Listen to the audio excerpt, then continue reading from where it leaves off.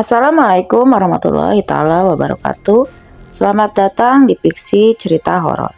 Kali ini saya akan membawakan sebuah kisah yang ditulis oleh akun Twitternya yang bernama @bergerak. Dan untuk kisah yang akan saya bawakan kali ini yaitu kisah yang berjudul Kutukan Pelet Pemikat. Dan seperti apa untuk kisahnya kali ini? Kita langsung saja simak berikut ini. Alpi adalah seorang anak laki-laki berusia 14 tahun yang saat ini duduk di bangku SMP. Ia bukan seseorang yang baik dalam hal nilai akademinya, namun Alpi sangat mahir dalam menggambar. Ia sudah sering mengikuti lomba walaupun belum pernah keluar menjadi juara. Alpi tinggal bersama ibu dan adiknya yang bernama Dinda. Adiknya duduk di kelas 6 SD, sedangkan ayahnya sudah lama meninggal karena kecelakaan. Di pagi hari, Alpi bersiap-siap untuk berangkat ke sekolah, selagi ibunya menyiapkan sarapan. Alpi menggunakan waktunya untuk merapikan buku dan memastikan tidak ada yang tertinggal. "Alpi, kamu sarapan dulu ya," kata ibunya. "Oh, iya bu, sebentar, Alpi lagi ngerapin buku." Lalu Alpi setelahnya selesai merapikan bukunya, Alpi menuju ke ruang tamu untuk menyantap sarapannya. Ibunya membuat nasi goreng dengan nasi sisa tadi malam. Walaupun sederhana, tapi rasanya benar-benar enak sekali. Ibunya mengeluarkan uang dari kantongnya dan memberikannya kepada Alpi. "Alpi, ini uang jajan kamu, hati-hati nyimpannya ya," kata ibu. Alpi mengambilnya, lalu menaruh uang itu di saku bajunya. Setelah selesai menghabiskan sarapannya, ia bersiap-siap untuk menuju ke sekolah. Lokasi sekolahnya tidaklah terlalu jauh. Hanya membutuhkan waktu 10 menit untuk menggunakan kendaraan umum. Sesampainya di gerbang sekolah, Alpi bertemu dengan sahabatnya sejak ia masih kecil yang bernama Rizky. Mereka sudah sangat akrab sampai saat ini. "Alpi, kamu udah ngerjain PR belum?" "Aku belum. Aku mau lihat dong kalau udah," ucap Rizky. "Aku udah ngerjain, ya udah yuk masuk kelas," kata Alpi. Sesampainya di kelas, Alpi memberikan PR-nya pada Rizky agar dia bisa menyalinnya. Walaupun tindakannya salah, namun Alpi merasa terbiasa membantu Rizky mencontek PR-nya. Setelah selesai, Rizky memberikan bukunya kembali pada Alpi. Masih ada waktu 15 menit sampai bel masuk berbunyi. Mereka memanfaatkannya untuk mengobrol. "Rizky, aku lebih suka banget sama teman sekelas kita, tapi aku bingung nembak dia apa enggak." "Oh, Rina ya? Aku sih nyaranin janganlah, dia kan banyak yang ngejar. Pasti kalau lu nembak dia juga yang ada kamu ditolak. Secara yang suka sama dia kan kebanyakan anak basket yang ganteng-ganteng," ucap Rizky. "Oh iya juga sih, aku mah cukup jadi pengagum aja deh, sadar diri," ucap Alpi. Tak lama kemudian bel pun berbunyi di sekolahnya. Alpi biasanya sebelum memulai pelajaran selalu mengadakan kegiatan membaca Al-Quran selama 20 menit. Setelah selesai, barulah pelajaran pertama dimulai. Pada saat jam istirahat, Alpi menghabiskan waktunya di kelas. Ia tidak pernah mau jajan di kantin karena pada saat jam istirahat kantin selalu penuh. Saat sedang asik duduk sambil memainkan HP, Rizky mendekat kepada Alpi dengan wajah yang sangat serius. "Kamu kenapa? Wajahmu kok cemberut gitu? Kamu tahu Simona kan? Kelas sebelah anak poli itu?" tanya Rizky. "Iya, aku tahu. Emangnya kenapa?" "Aku udah lama suka sama dia. Terus tadi aku coba buat nembak dia. Dia malah nolak aku. Udah gitu dia bilang katanya dia gak suka sama aku karena aku jerawatan. Jadi kotor kelihatannya," kata Rizky. "Lagian sih, kamu nekat banget nembak cewek cantik. Ya pasti ditolak lah. Ya udah gak usah dipikirkan," ucap Alpi. "Aku sih gak masalah ditolak juga. Tapi harusnya dia kan gak usah mempermalukan aku di depan teman-temannya sampai semua ngetawain aku." Alpi mencoba menenangkan Rizky, namun wajahnya terlihat masih kesal. Itu wajar, karena dia ditertawakan oleh orang banyak. Sepulang sekolah, Alpi mencoba mengajak Rizky ke rumahnya untuk bermain game. Namun Rizky terlihat tidak bersemangat dan bilang kalau ia ingin segera pulang. Alpi merasa kalau ada yang terjadi pada Rizky benar-benar menguncangnya. Awalnya ia begitu murung dan terlihat masih sangat shock. Namun, semoga saja ia tidak berlarut-larut dengan masalah itu. Alpi pun segera menuju ke rumahnya. Sesampainya di rumah, ada Dinda yang sedang menggambar di ruang tamu. "Lagi gambar apa, Dek?" tanya Alpi. "Ini, Kak, tugas disuruh gambar laut," jawab Dinda. "Oh, bisa nggak? Kalau nggak, nanti kakak bantuin," ucap Alpi. "Ya udah Kak, bantuin ya, kakak kan pinter." Alpi pun membantu adiknya untuk menggambar yang bagus, agar adiknya bisa mendapatkan nilai yang bagus. Setelah selesai membantu adiknya, Alpi pergi ke dapur untuk mengambil makan. Ada ibu yang sedang mencuci piring. "Alpi, besok ibu mau ke rumah kakek kamu. Tadi ibu telepon, om kamu katanya kakek sakit," kata ibu. "Oh, Alpi sama Dinda nggak boleh ikut ya, Bu? Kalian di rumah saja, Alpi kan harus sekolah. Ibu gak akan lama, Ibu usahain sore udah pulang ya dari rumah kakek. Jagain adik kamu," jawab ibu. "Iya deh, ibu siap-siap ya." Alpi menghabiskan waktunya di rumah hingga saat malam tiba. Saat ia sedang menggambar di kamarnya, ia menerima panggilan telepon dari Rizky. "Halo, kenapa Ki?" "Oh, Pi, besok tolong bilangin ya, aku izin. Aku ada urusan keluarga gitu, suratnya nyusul ya." "Oke, nanti aku sampaikan."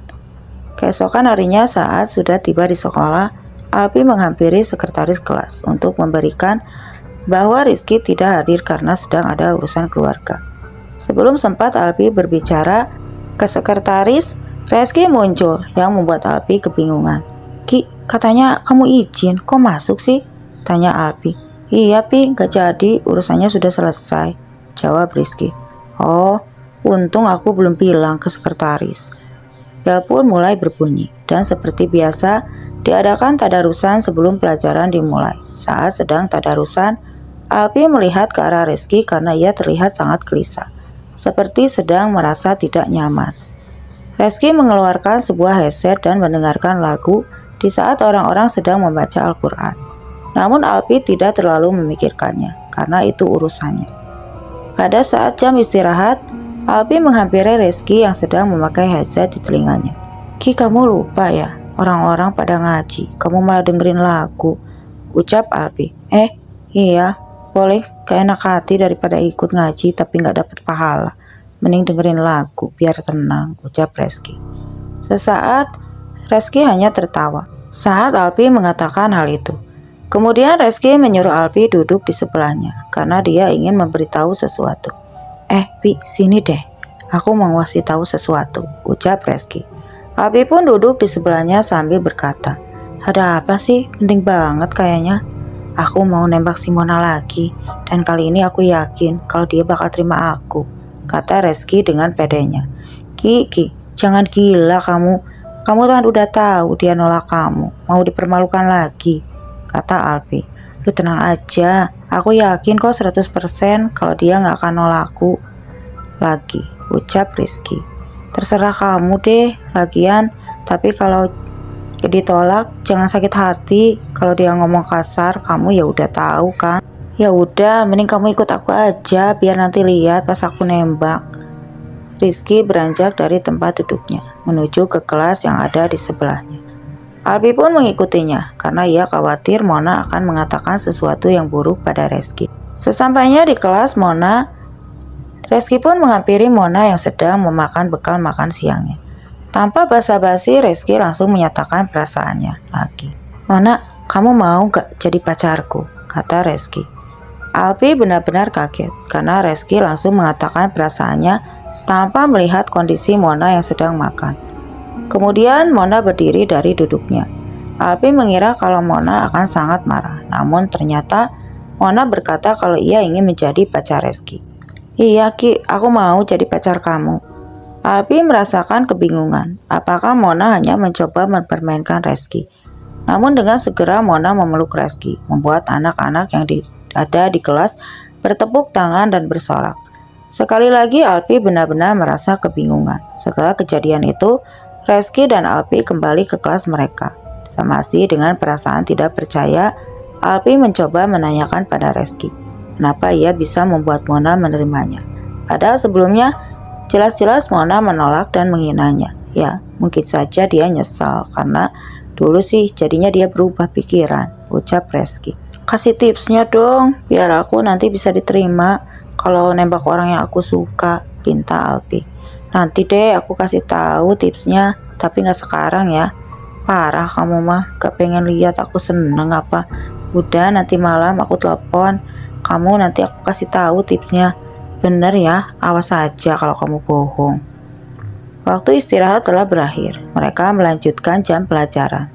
Hati Alpi masih dibuat penasaran, bagaimana Rizky dengan mudahnya menyatakan cinta dan diterima oleh orang yang sebelumnya menolaknya.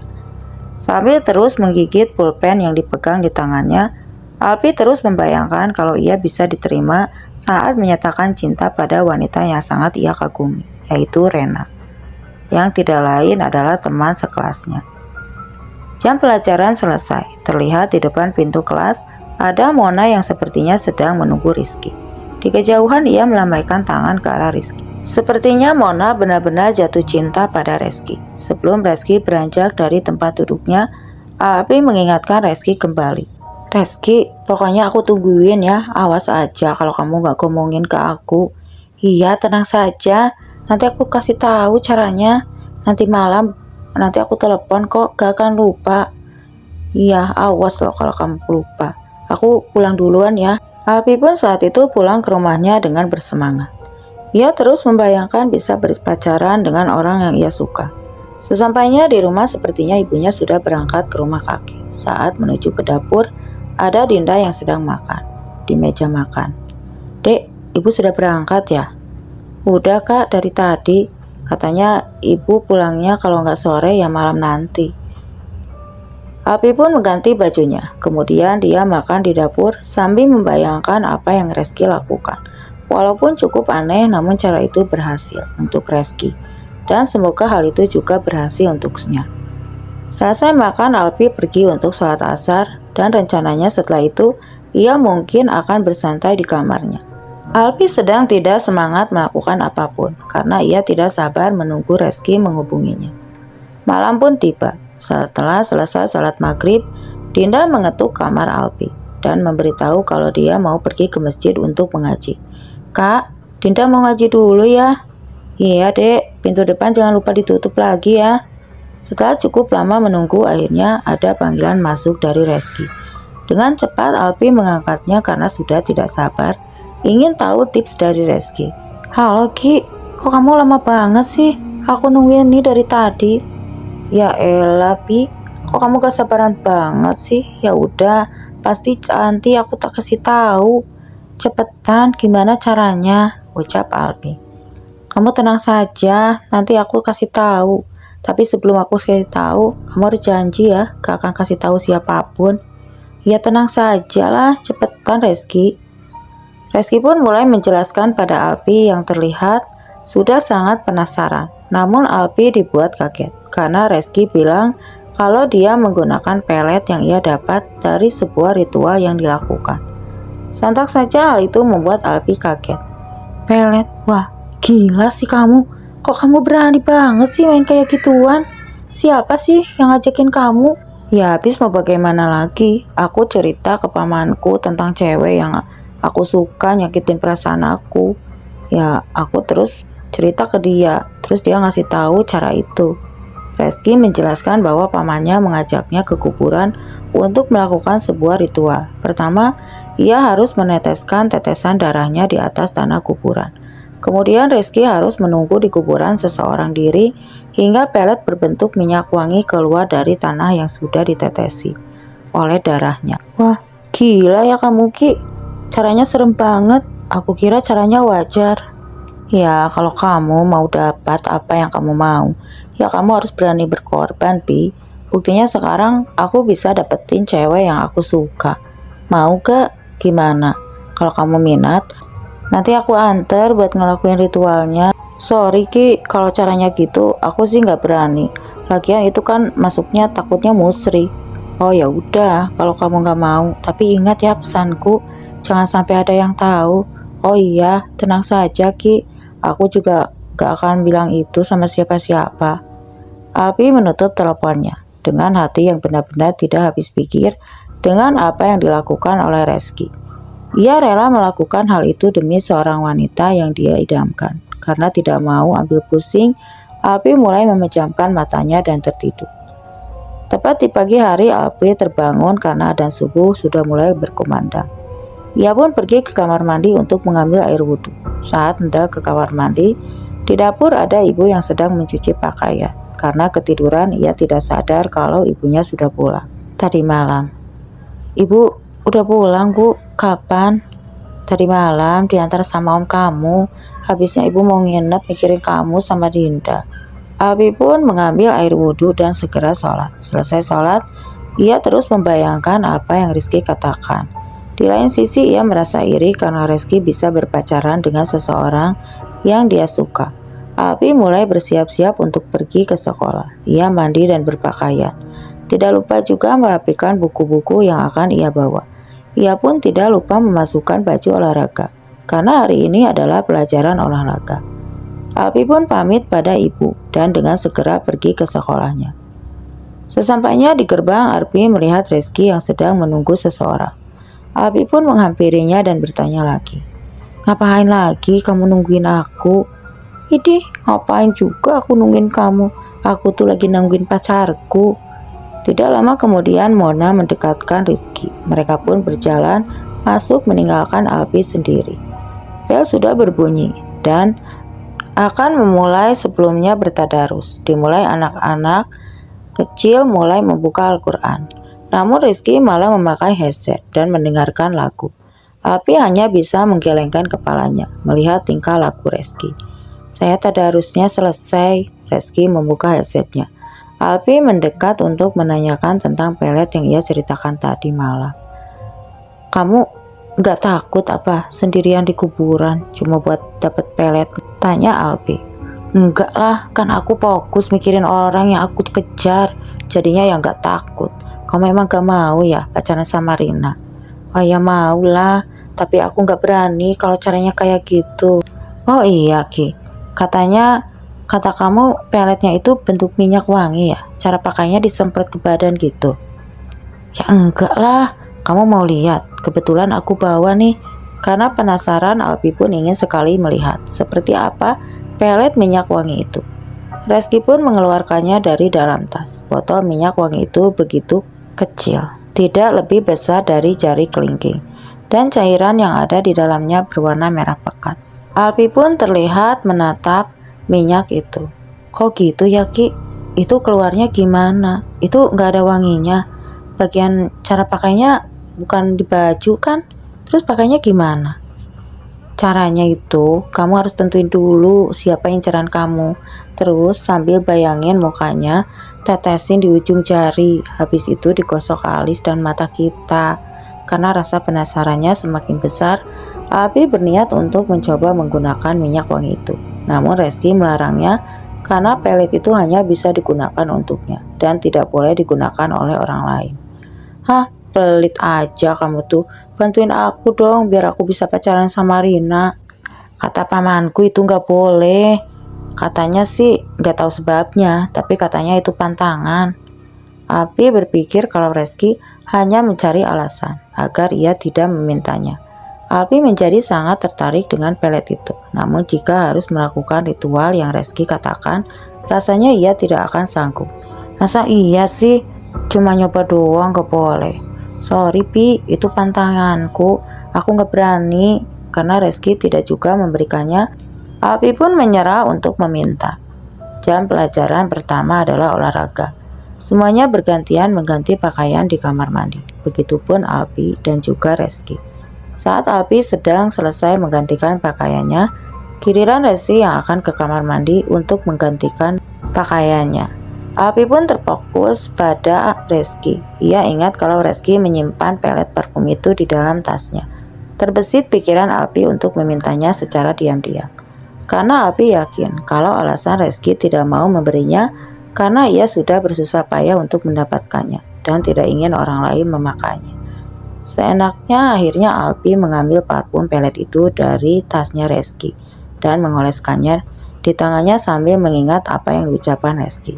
Ia mengoleskan parfum itu di alis matanya sambil membayangkan wajah yang ia suka. Dengan tergesa-gesa, Alpi memasukkan kembali parfum ke dalam tas Reski. Saat jam olahraga berlangsung, Alpi terus menanyakan tentang parfum itu kepada Reski. Ki, itu biasanya kalau kita pakai parfum itu berapa lama nunggu sampai efeknya bekerja? Gak lama Pi, biasanya langsung bekerja. Tinggal deketin aja cewek yang kamu suka, terus tembak deh. Ya terus pasti dia terima. Ya kamu lihat saja kan aku kemarin langsung diterima kan sama Mana. Oh iya juga ya, makanya kamu kalau mau aku anterin ke pamanku biar kamu bisa ngejalin ritualnya. Gak dulu deh Ki, aku masih takut. Alpi pun mulai merencanakan untuk menyatakan perasaannya pada Rina sepulang sekolah nanti. Namun ia tidak ingin ada banyak orang yang tahu, makanya ia menunggu momen saat sekolah. Bel pun berbunyi. Alpi benar-benar merasa sangat senang karena pada akhirnya ia akan berpacaran dengan orang yang sangat ia sukai. Jam sekolah pun selesai. Anak-anak di kelas mulai merapikan perlengkapan mereka dan bersiap untuk pulang. Kebetulan jadwal piket Alpi dan Rina sama. Di hari itu, saat Rina sedang menyapu lantai, Alpi pun menghampirinya. Rin, ada yang mau aku omongin. Apaan sih? Aku suka sama kamu. Kamu mau gak jadi pacarku? Bukannya menjawab, wajah Rina malah terlihat lebih kebingungan. Ia terus melihat sekeliling, terlihat seperti tidak nyaman. Aduh, gimana ya Pi? Aku belum mau pacaran kayaknya. Aku gak bisa deh. Ternyata apa yang Alpi bayangkan tidak berjalan dengan baik. Alpi merasa sangat malu sekaligus kesal, karena parfum pelet itu benar-benar tidak berguna. Di sepanjang jalan Alpi terus memikirkan penolakan dari Rina. Ia sangat berharap banyak pada parfum yang Reski katakan, namun ternyata parfum itu tidak ada gunanya sama sekali. Sesampainya di rumah, Alpi langsung masuk ke kamarnya. Ia bingung bagaimana caranya menghilangkan perasaan malu dari pikirannya. Saat sedang berbaring di kasur, ibunya masuk ke kamar Alpi. Kamu sudah pulang, kok gak nemenin ibu? Alpi capek bu, lagi gak enak badan, pengen istirahat. Sebentar ya bu. Oh ya sudah, kalau begitu kamu sudah sholat zuhur belum? Ya udah bu, tadi di sekolah. Ya udah, kamu istirahat. Kalau bisa sebelum asar bangun ya. Alpi mencoba istirahat sejenak untuk menenangkan pikirannya. Mungkin saja pikirannya akan membaik setelah bangun. Akhirnya Alpi pun tertidur selama kurang lebih dari 1 jam. Ia terbangun karena mendengar suara azan berkumandang. Namun Alpi merasakan pusing di kepalanya. Ia berpikir karena ia tidur terlalu lama. Alpi beranjak dari kasurnya dan mencoba meminta obat pusing pada ibu. Saat keluar kamar, azan pun selesai berkumandang. Anehnya, pusingnya juga hilang begitu saja. Alpi tidak merasa aneh karena biasanya ia tidak pernah tidur di siang hari. Jadi wajar saja kalau kepalanya pusing. Secara tiba-tiba Alpi mengambil air wudhu untuk menunaikan salat asar. Ia memasuki kamar mandi. Saat membasuh air, hanya entah mengapa air di kamar mandi terasa sangat dingin, persis seperti es. Pada hari itu sedang tidak hujan. Karena tidak mau ambil pusing, Alpi memaksakan untuk berwudu, walaupun air yang mengenai kulitnya terasa sangat dingin. Selesai berwudu, ia begitu menggigil. Saat Alpi keluar kamar mandi, ada ibu yang sedang memasak di dapur. Saat ibu melihat wajah Alpi dibuat kaget karena wajahnya terlihat begitu pucat. Alpi, kamu kenapa? Kok muka kamu pucat begitu? Kamu demam ya? Enggak bu, cuma kedinginan. Akhirnya dingin banget. Kamu masuk angin kayaknya, makanya kedinginan. Ya udah, kamu sholat dulu, nanti ibu bikin teh hijau hangat supaya kamu gak kedinginan lagi. Alpi masuk ke kamarnya untuk melaksanakan sholat asar. Tubuhnya masih menggigil dan kedinginan. Alpi menggelar sajadah dan memulai sholatnya.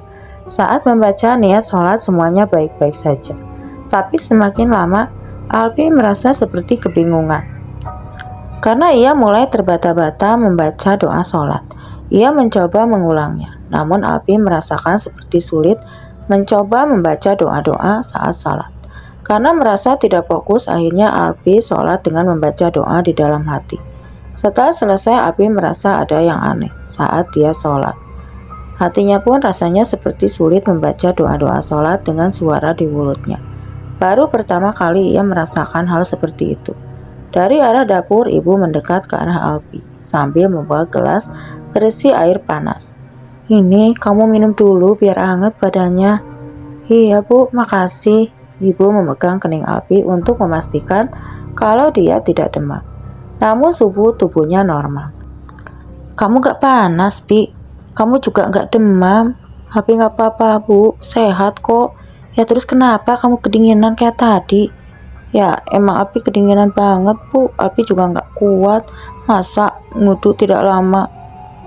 Kemudian Dinda keluar dari kamarnya. Ia meminta bantuan Alpi untuk membantunya menggambar karakter untuk ditempel di dinding kamarnya. Selesai membantu adiknya membuat gambar, hari sudah semakin sore dan Alpi harus mandi untuk membersihkan tubuhnya. Ia mengambil handuk dan menuju kamar mandi. Saat di dalam kamar mandi, Alpi mencoba mencelupkan tangannya ke bak mandi untuk mengecek suhu air. Saat tangannya menyentuh air terbilang normal, tidak seperti saat dia wudhu. Alpi pun mulai memberanikan tubuhnya. Selesai mandi, Alpi berniat untuk langsung mengambil air wudhu karena sebentar lagi masuk waktu maghrib. Ia memutar keran dan mulai membasuh tangannya. Namun ia begitu kaget karena air yang keluar menjadi sangat dingin seperti es batu.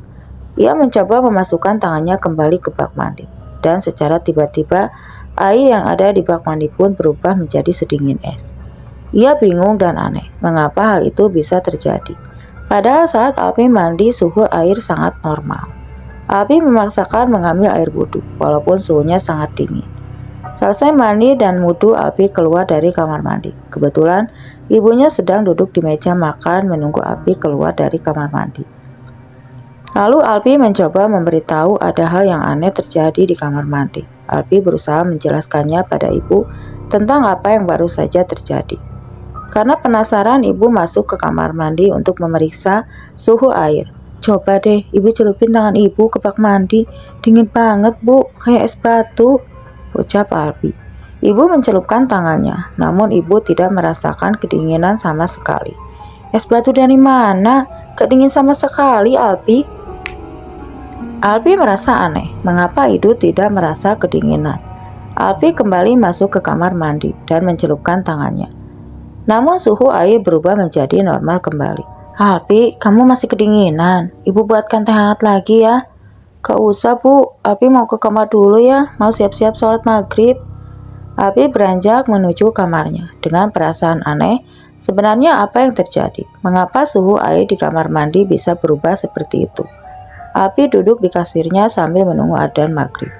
Ia terus memikirkan kejadian aneh yang terjadi di kamar mandi saat azan maghrib berkumandang. Alpi merasakan pusing di kepalanya. Semakin fokus ia mendengarkan adzan, semakin sakit kepalanya. Karena merasa ada yang tidak beres, Alpi berteriak memanggil ibunya karena sakit yang dirasakan di kepalanya. Karena Dinda mendengar teriakan kakaknya, ia masuk ke kamar Alpi untuk memeriksanya. Dinda begitu panik melihat kakaknya sedang memegang kepalanya dan terlihat kesakitan. Dia pun memanggil ibu yang sedang berada di kamar mandi, memberitahu kalau Alpi sedang kesakitan.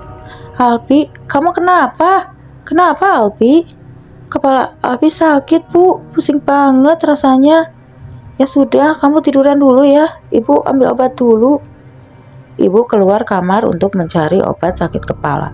Dinda berusaha menemani Alpi yang sedang merasa kesakitan. Saat adzan maghrib selesai berkumandang, sakit di kepala Alpi pun hilang dengan sendirinya. Alpi terus mencoba memastikan kalau sakit di kepalanya sudah hilang. Dinda pun dibuat kebingungan karena kakaknya terlihat normal kembali.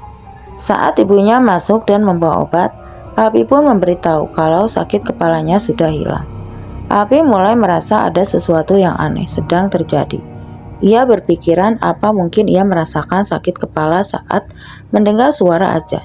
Karena sebelumnya saat adzan asar pun ia merasakan pusing di kepalanya. Untuk memastikan apa yang ada di pikirannya benar, Alpi menunggu azan isya berkumandang. Apakah ia akan merasakan sakit di kepalanya lagi? Detik-detik sebelum adzan isya berkumandang, Alpi merasa sangat ketakutan. Ia takut yang dipikirkannya benar-benar terjadi. Lalu adzan pun berkumandang. Perlahan, Alpi merasakan sesuatu seperti bergerak di dalam kepalanya, dan benar saja. Ia merasakan sakit lagi di kepalanya. Ia tidak memanggil siapapun karena takut membuat ibu dan adiknya khawatir. Alpi terus menahan rasa sakit di kepalanya selama azan berkumandang. Saat adzan Isya selesai, sakit itu pun menghilang secara tiba-tiba. Ternyata benar, ada sesuatu yang salah terjadi kepadanya. Alpi merasa sangat ketakutan. Mengapa ia kesakitan saat mendengar suara azan? Namun ia mencoba tenang sejenak dan segera pergi sholat. Sama seperti sebelumnya, sangat sulit membaca doa-doa. Sholat dengan suara yang tak mau Alpi membacanya di dalam hati. Selesai sholat, ia terus memikirkan kejadian aneh yang terjadi padanya. Ia ingin menceritakan itu kepada ibunya. Namun Alpi takut, hal itu pasti hanya akan membuat ibunya khawatir. Alpi berusaha menyembunyikan semua kejadian itu pada ibunya untuk sementara waktu. Ia berharap semoga esok semuanya sudah kembali normal, sambil terus memikirkan kejadian apa yang ia alami.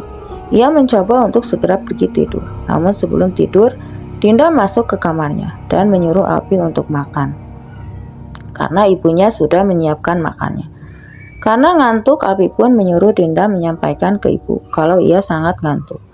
Saat Dinda keluar, Alpi pun tertidur di kasur. Alpi tertidur dengan nyenyaknya, namun tepat di jam 12 malam, ia terbangun dengan tubuh berkeringat. Ia merasakan panas di kamarnya, sampai-sampai bajunya basah karena keringat. Alpi menuju ruang tamu karena ada kipas angin di sana. Alpi duduk di ruang tamu sambil menunggu suhu badannya kembali normal. Ia duduk menyender pada kursi sambil menutup matanya. Saat sudah merasa tidak kegerahan, Alpi berniat untuk kembali ke kamarnya. Namun tubuhnya tidak bisa digerakkan. Ia hanya bisa menggerakkan matanya. Bahkan untuk membuka mulut saja, ia tidak bisa. Alpi benar-benar ketakutan. Ia mencoba bergerak meminta tolong, namun mulutnya tidak bisa terbuka. Di saat dia melihat ke arah pintu kamarnya, ia dibuat bingung karena pintu kamarnya tertutup dengan sendirinya. Kemudian gagang pintu mulai bergerak, berarti ada seseorang yang mencoba membuka pintunya. Kembali pintu kamarnya yang tertutup, perlahan pintu terbuka. Ia melihat di balik ada sosok makhluk yang semua bagian tubuhnya tertutup oleh rambut yang menjuntai sampai ke lantai. Alpi semakin ketakutan. Ia terus berusaha menggerakkan badannya. Makhluk itu perlahan berjalan keluar dari kamar di mana sosok menyeramkan itu terlihat semakin jelas. Alpi pun menutup matanya karena ia sangat ketakutan melihat sosok itu. Saat memejamkan matanya, ia mendengar suara ibu memanggil namanya. Ia membuka mata. Ibu ada di sebelahnya dan mencoba membangunkannya. Pada akhirnya Alpi bisa menggerakkan tubuhnya kembali. "Kamu ngapain tidur di sini?" Dengan suara yang masih gemetaran, Alpi mencoba menceritakan apa yang ia lihat. "Tadi Alpi nggak bisa gerakin badan, terus ada sesuatu yang keluar dari kamar.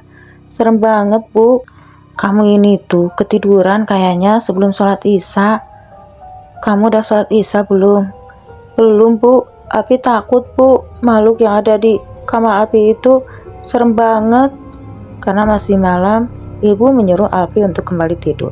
Karena membahas hal itu di malam hari membuat ibu sedikit ketakutan. Walau masih merasa ketakutan, Alpi mencoba kembali ke kamarnya sambil terus melihat sekeliling kamarnya.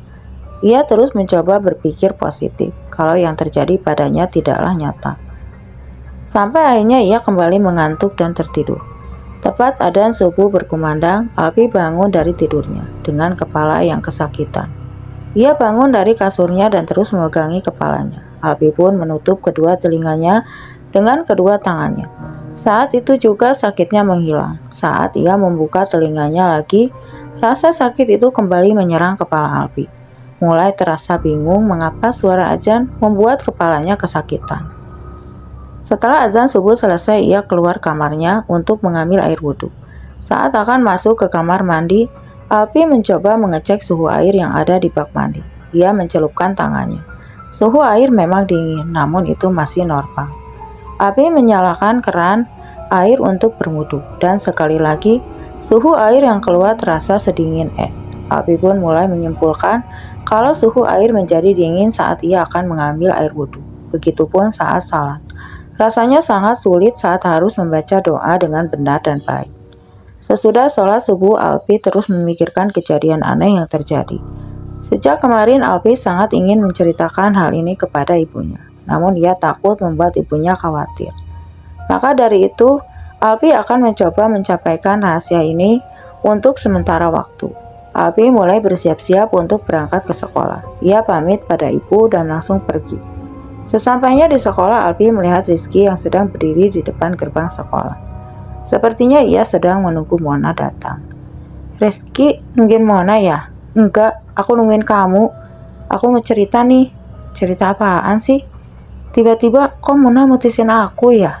Rizky mulai menceritakan bahwa sejak kemarin sifat Mona tiba-tiba mulai berubah dan malamnya Mona memutuskan hubungannya dengan Rizky tanpa alasan yang jelas. Padahal pamannya bilang kalau efek pelet itu akan bertahan selamanya. Rizky mulai sadar kalau ia melakukan hal yang kurang baik demi mendapatkan seorang wanita. Saat ini pikirannya lebih lega dan tenang. Mereka pun masuk ke kelas karena bel masuk sudah berbunyi, menandakan kegiatan tadarus akan segera dimulai. Saat semua siswa sudah siap membaca ayat suci seperti biasanya, Rizky memakai headset dan mendengarkan lagu. Alpi berpikiran mungkin Rizky sudah kebiasaan melakukan itu. Alpi membuka lembaran Al-Quran. Namun hal anehnya terjadi. Tangannya gemetar dengan sangat hebat. Saat semua serentak membaca ayat suci secara bersamaan, Alpi merasakan hal yang luar biasa. Kepalanya sakit. Alpi berusaha mengejak, namun lantunan ayat yang dibacakan membuatnya tidak sanggup menahan rasa sakit di kepalanya, hingga ia terjatuh ke lantai. Karena kejadian itu, teman-temannya mendekat dan berusaha membantu Alpi. Itupun Rizky yang mendekat pada Alpi, berusaha membawa Alpi ke ruang UKS agar ia bisa beristirahat.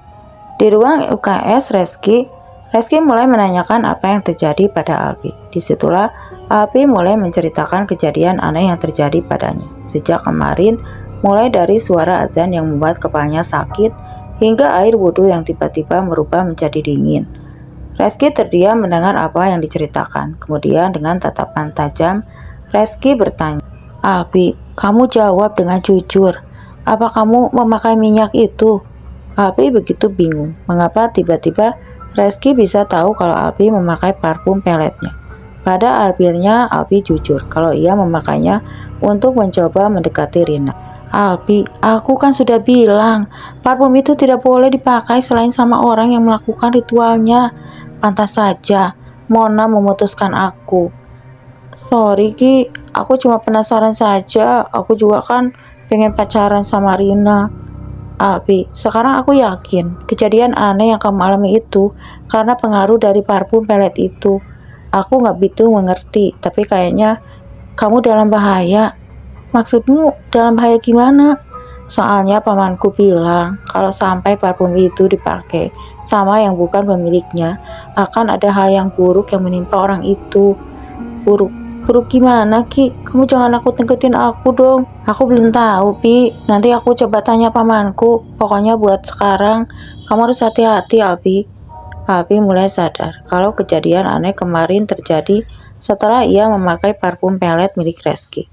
Sekarang Alpi merasa sangat khawatir tentang hal buruk yang Rizky bilang.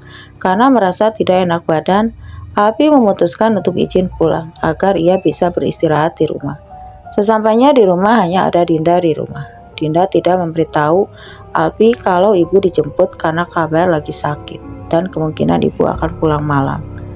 Sebenarnya Alpi berniat menceritakan kejadian aneh yang dialaminya pada ibu, namun sayangnya ibu sudah pergi ke rumah kakek. Alpi pun masuk ke kamarnya dan berbaring di kasurnya. Ia merasa menyesal mengapa ia memakai parfum pelet milik Rizky. Ia tidak pernah mengira kalau hal itu membuat dia merasakan banyak keanehan. Alpi terus berbaring di kasurnya hingga tidak sadar azan zuhur mulai berkumandang dan sakit di kepalanya mulai terasa lagi. Alpi bergegas mengambil sebuah headset agar tidak mendengar suara azan. Ia mendengarkan lagu dengan suara yang sangat berat. Sakit di kepalanya pun hilang. Setelah adzan selesai, Alpi mulai merasakan tidak nyaman karena sakit yang benar-benar menyiksanya ini membuat ia bingung harus menceritakan masalah ini kepada siapa. Alpi pun bergegas mengambil air wudhu. Saat beranjak dari kasurnya, tiba-tiba tubuhnya menjadi kaku, tidak bisa digerakkan sama sekali, persis seperti tadi malam. Ia mencoba menggerakkan tubuhnya, namun semua itu sia-sia. Alpi berusaha berteriak untuk meminta tolong. Kemudian seseorang membuka pintu kamarnya. Alpi mengira kalau itu adiknya. Namun perlahan sosok makhluk dengan rambut panjang yang ia lihat tadi malam muncul dan masuk ke kamarnya. Ia berjalan mendekat ke arah Alpi, membuatnya sangat ketakutan. Alpi pun memejamkan matanya sambil terus membaca doa-doa di dalam hatinya. Ia pun mencoba membuka matanya. Namun ia dikagetkan, karena sosok wajah dengan kulit berwarna hitam sedang melihat ke arahnya. Alpi berusaha menggerakkan badannya, hingga pada akhirnya ia bisa menggerakkan tubuh. Dan ia lari keluar dari kamarnya sambil berteriak dengan teriakan yang sangat keras. Dinda mendekat pada Alpi yang sedang sangat ketakutan.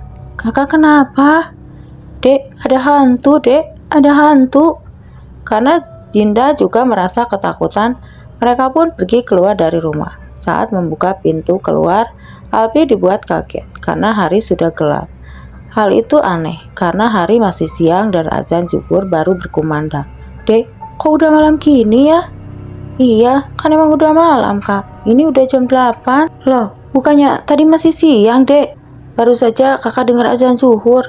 Kakak kayaknya mimpi kali lihat hantunya. Soalnya kakak dari pulang sekolah tadi tidur sampai malam kayak gini. Aku udah coba bangunin, tapi kakak nggak bangun-bangun." Alpi benar-benar merasa semuanya semakin aneh. Hal ini memang sudah tidak wajar. Ada sesuatu yang salah sedang terjadi. "Kayaknya kakak cuma mimpi, Dek. Maaf ya, kagetin." Mereka pun kembali masuk ke dalam rumah. Alpi merasakan ketakutan yang luar biasa. Bagaimana mungkin ia bisa tidur secara tidak sadar di malam hari? Sudah malam. Alpi mencoba mengambil air wudhu untuk memulai sholat isya. Ia berdiri dan berjalan keluar dari kamarnya. Saat hendak membuka pintu, tubuhnya kembali membatu. Ia tidak bisa menggerakkan tubuhnya lagi. Alpi terus menatap sekeliling, dan saat ia melihat ke bawah, ia dikagetkan dengan sosok wanita yang mempunyai 6 tangan. Sosok menyeramkan, tidak memiliki tubuh bagian bawah dari pinggang hingga ke kaki. Di dalam keadaan kaku, Alpi hanya bisa menangis karena takut dengan sosok menyeramkan itu. Sosok menyeramkan itu merayap ke lantai dengan 6 kakinya. Sosok itu juga bisa menempel di dinding, terlihat seperti laba-laba.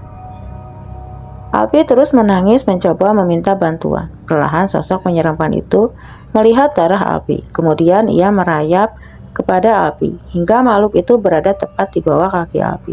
Perlahan sosok menyeramkan itu merayap di tubuh Alpi dan mendekatkan wajah menyeramkannya persis di depan muka Alpi. Alpi hanya bisa memejamkan matanya sambil terus menangis karena ketakutan. Ia masih merasakan keenam tangan makhluk itu menempel di tubuhnya. Tidak lama kemudian, ibu sudah kembali dari rumah kakek. Ibu membuka pintu kamar Alpi, dan saat melihat ke kamar Alpi, ibu begitu kaget melihat Alpi sedang berdiri dengan wajah yang sangat pucat. Ibu menghampiri Alpi dan bertanya, "Alpi, kamu kenapa?" Ibu sadar kalau Alpi sedang tidak baik-baik saja. Saat ibu memegang tubuhnya, semuanya terasa sangat kaku, dan terasa ibu yang panik memanggil dan meminta bantuan saat Alpi ingin berteriak saat ibu ada di depannya, namun ia tidak bisa melakukannya. Pada saat ia berhasil mengendalikan tubuhnya lagi, ia menangis, dan karena ketakutan, ibu Alpi takut. "Bu, tolong Alpi, Bu. Kamu tenang dulu, ya Allah. Kamu kenapa sih? Kok bisa kayak gini?" Ibu membawa Alpi ke ruang tamu untuk menenangkannya. Lalu Dinda kembali bersama orang yang datang untuk membantu Alpi. Di situ Alpi mulai terbuka dan mencoba menceritakan semuanya pada ibu tentang kejadian aneh yang terjadi padanya. Mendengar apa yang Alpi ceritakan, ibu sangat khawatir karena Alpi bermain-main dengan hal musyrik. Namun Alpi menyesali perbuatannya sekarang. Ibu mencari cara agar Alpi tidak merasakan ketakutan lagi. "Dinda, coba kamu ke rumah Ustadz Ridwan. Bilang kalau ibu butuh bantuan dia secepatnya." Dinda pergi ke rumah Ustadz Ridwan, yang jaraknya tidak terlalu jauh dari rumahnya. Beberapa menit kemudian Dinda kembali bersama Ustadz Ridwan. Bersamanya ibu menyambut Pak Ustadz Ridwan dan menceritakan apa yang terjadi pada Alpi. Kemudian Ustadz Ridwan mendekati Alpi dan mulai menanyakan beberapa hal. Alpi pun menjawab semua pertanyaan dengan jujur, karena ia benar-benar merasa takut dan tidak ada yang harus disembunyikan lagi. jika ia ingin semuanya normal kembali. Kemudian Pak Ustadz mendekatkan mulutnya ke telinga Alpi. Lalu Pak Ustadz adan tepat di depan telinga Alpi. Sontak saja Alpi merasakan sakit yang lebih parah dari sebelumnya. Kepalanya terasa ditekan dengan sangat kuat. Ibu dan Dinda benar-benar ketakutan melihat Alpi. Setelah selesai adan di telinganya, Pak Ustadz yakin ada jin yang sangat jahat yang sedang menghuni tubuh Alpi. Kemudian Pak Ustadz mencoba menerawang masuk ke dalam pikiran Alpi untuk berkomunikasi dengan jin yang ada di tubuhnya. Pak Ustadz Ridwan memegang kepala Alpi dan memejamkan matanya. Secara tiba-tiba listrik padam selama beberapa menit. Kemudian menyala kembali. Saya sudah mencoba berkomunikasi dengan jin yang ada di tubuh Alpi. Lalu bagaimana Pak Ustadz? Apakah Alpi sudah terbebas dari jin itu? Pak Ustadz mulai menjelaskan. Kalau apa yang Alpi lakukan adalah sebuah kesalahan besar, karena pada dasarnya seseorang yang mempunyai pelet adalah mereka yang membuat sebuah perjanjian dengan jin, membentuk sesuatu ikatan antara si pengguna dengan sosok jin, agar sama-sama diuntungkan. Tujuannya agar si jin membantu si pengguna pelet mencapai tujuannya, dan si pengguna pelet akan menjadi budak jin saat ia mati nanti. Namun kasus yang terjadi pada Alpi berbeda, karena Alpi tidak memiliki perjanjian dan ikatan dengan jin saat itu. Ia menggunakan pelet itu, maka dengan mudah jin bisa menguasai tubuhnya, karena Alpi tidak memiliki ikatan dan perjanjian sebelumnya. Biasanya kasus seperti ini membuat jin punya kendali penuh terhadap tubuh seseorang yang ia singgahi. Maka dari itu, Alpi merasakan hal-hal aneh saat dia melakukan kewajibannya beribadah. Terus bagaimana Pak Ustadz? Gimana caranya supaya Alpi bisa terbebas dari jin itu Pak Ustadz? Pak Ustadz punya satu cara, namun semuanya harus dilakukan malam itu juga. Karena jika dibiarkan semakin lama, jin itu akan semakin sulit dikeluarkan di dalam tubuh Alpi. Pak Ustadz pun lalu meminta izin untuk mencukur habis rambut Alpi yang ada di kepala Alpi. Namun Pak Ustadz meminta agar rambut Alpi dikumpulkan dan dibalut dengan kain berwarna putih. Ibu mengambil sebuah gunting dan mencukur, lalu memulai memotong semua rambut Alpi. Setelah selesai, Dinda mengumpulkan semua rambut itu dan meletakkannya di sebuah kain berwarna putih, yang kemudian diikat oleh Pak Ustadz. Setelah itu, Pak Ustadz meminta izin untuk membaca surah Yasin di kamar Alpi dan meminta segelas air putih. Setelah selesai mencukur habis rambut Alpi, Pak Ustadz menyuruh Alpi untuk duduk di ruang tamu. Pak Ustadz terus memegang kain putih berisi rambut Alpi. Kemudian Alpi disuruh meminum air yang sudah dibacakan surah Yasin oleh Pak Ustadz. Alpi, kamu minum ini dulu. Biar bagaimanapun rasanya, kamu harus tetap meminumnya. Alpi mendekatkan gelas itu ke bibirnya. Sebelum sempat ia meminum air putih itu, tercium sangat menyengat. Baunya busuk dan sangat menyengat. Pak Ustadz, airnya bau banget, saya nggak kuat. Alpi, saya sudah bilang, paksakan kalau kamu ingin normal kembali. Dengar kata saya. Dengan terpaksa Alpi meminum air itu, sambil terus menahan napasnya. Namun saat itu, air masuk ke tenggorokan, rasanya benar-benar tidak enak, pahit dan tajam. Tenggorokannya terasa panas. Pak Ustadz, tenggorokan saya sakit banget, kayaknya mau kebakar. Alpi, paksakan kamu harus melawan kendali jin itu. Kalaupun rasa sakit itu luar biasa saat meminum air itu. Alpi terus berusaha meminumnya sampai air itu benar-benar habis. Alpi membaca syahadat secara terus-menerus. Alpi mengikuti apa yang Pak Ustadz akan saat membuka mulutnya, tubuhnya kembali menjadi kaku. Ia tidak bisa menggerakkan badannya. Ibu sangat panik melihat Alpi yang melotot dan tubuhnya sangat keras. Namun Pak Ustadz melarang ibu untuk mendekat. Pak Ustadz menatap mata Alpi sambil terus menyuruhnya untuk membaca syahadat di dalam hatinya. Alpi terus berusaha membaca syahadat di dalam hatinya, namun ia dibuat kaget karena sosok wanita bertangan 6 itu muncul di dinding, menyerupai langit-langit, terus melihat grafik. Belum lagi sosok wanita berambut panjang juga berdiri tepat di hadapannya. Namun Alpi terus membaca syahadat di dalam hatinya dengan penuh keyakinan. Perlahan kedua sosok makhluk menyeramkan itu berubah menjadi asap dan sesedot ke arah tangan Pak Ustadz yang memegang kain putih berisi rambut Alpi. Ibu dan Dinda pun bisa melihat asap itu seperti terhisap ke dalam kain putih yang dipegang Pak Ustadz. Perlahan, tubuh Alpi normal kembali. Ia bisa menggerakkan tubuhnya. Setelah itu, Pak Ustadz melempar kain putih itu ke lantai. Namun Ibu dan Dinda dibuat kebingungan karena kain itu berubah menjadi merah. Lalu Pak Ustadz pun meminta korek api dan sebatang lidi. Ibu memberikannya kepada Pak Ustadz, mematikan korek, lalu membakar lidi itu. Tapi lidi itu digunakan untuk membakar kain yang berisi rambut Alpi. Seketika kobaran membakar kain itu dengan sangat cepat. Anehnya, asap yang ditimbulkan dari pembakaran kain itu berwarna hitam, dan asap itu mengarah ke atas dengan sangat stabil, padahal angin tertiup cukup kencang. Untuk menggerakkan atap itu, Pak Ustadz kembali masuk ke dalam sambil mengatakan, "Alhamdulillah, jin itu sudah pergi." Untuk memastikannya, Pak Ustadz menyuruh Alpi untuk duduk, lalu Pak Ustadz mencoba kembali azan di telinga Alpi. Awalnya Alpi merasa khawatir kalau ia akan merasakan kesakitan lagi di kepalanya. Namun saat azan berkumandang, ia tidak merasakan apapun. Alpi sangat senang karena pada akhirnya ia bisa normal lagi.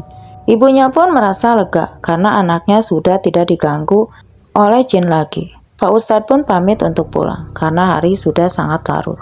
Sebelum pulang, Pak Ustadz mengingatkan untuk tidak melakukan atau mencoba menuju kemusyrikan karena jin itu licik. Walau ia memberikan seseorang kemudahan, namun ia punya maksud jahat di balik semua itu. Ibu mengantar Alpi ke kamarnya. Ketika masih merasa sedikit takut, akhirnya Ibu dan Dinda tidur bersama Alpi di kamarnya.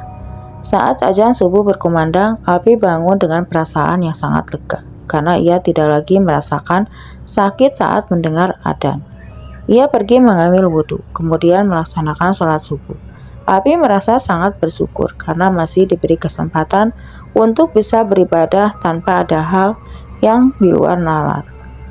Yang terjadi menjadi pengalaman agar ia tidak melangkah ke jalan yang salah. Alpi pun mandi dan bersiap-siap untuk berangkat ke sekolah. Sesampainya di gerbang sekolah, ia tidak melihat Reski yang biasanya menunggunya di depan gerbang. Karena bel masuk sudah berbunyi, Alpi segera masuk. Sepertinya Reski tidak masuk sekolah hari ini. Sebelum tadarusan dimulai, ada pengumuman yang disampaikan bahwa salah satu seorang siswa telah meninggal dunia tadi malam, dan saat disebut namanya, Alpi begitu kaget dan tidak percaya karena ternyata siswa yang meninggal itu adalah Reski. Alpi sangat terpukul dan tidak percaya sahabatnya meninggal dunia. Menurut kabar yang beredar, Rizky meninggal karena penyakit paru-parunya. Alpi berniat untuk melayat ke rumahnya Reski sepulang sekolah nanti. Sesampainya di rumah Reski, Alpi melihat tidak terlalu banyak orang di sana dan sepertinya Reski sudah dikebumikan. Alpi melihat ibu Reski. Ia menghampirinya dan menyampaikan rasa bela sungkawa. Selesai berbincang dengan ibunya Reski, Alpi melihat ada Mona di sana yang terlihat sedang duduk sendirian. Alpi menghampirinya dan berbincang-bincang. Mona mengatakan kalau sebelum Reski meninggal, Reski menghubunginya untuk meminta maaf. Namun tiba-tiba Mona hanya mendengar suara teriakan kesakitan dari Reski. Alpi merasa sangat penasaran apa yang membuat Reski meninggal. Kebetulan di situ ada adik dari Reski yang sedang membawa air mineral. Alpi menghampirinya dan menanyakan apa yang terjadi pada Reski. Walau awalnya adik Reski tidak mau memberitahunya, namun Alpi meyakinkan kalau dia adalah sahabat baiknya dan Alpi tidak akan memberitahu orang-orang apa yang terjadi. Adik Reski pun percaya pada Alpi dan mulai memberitahu penyebab kematian kakaknya. Namun apa yang diberitahukan adiknya Reski terdengar tidak masuk akal.